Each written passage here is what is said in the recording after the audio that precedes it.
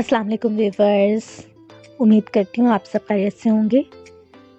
आज मैं आप लोगों के लिए एक ऐसी टिप लेकर आई हूँ कि जिसको इस्तेमाल कर आपको नींद फ़ौरन ही आ जाएगी। यानी ऐसे अफराद जिनको नींद ना आने का प्रॉब्लम है, मेरी आज की टिप उन लोगों के लिए है।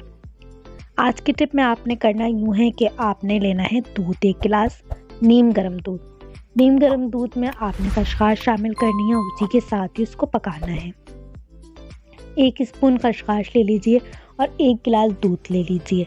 इनको अच्छी तरह से पकाइए और नीम गर्म ही आप इसको पी लीजिए रात को सोने से पहले। जैसे ही आप ये पिएंगे, थोड़ी देर बाद आपको बहुत ही मीठी सी अच्छी सी नींद आ जाएगी।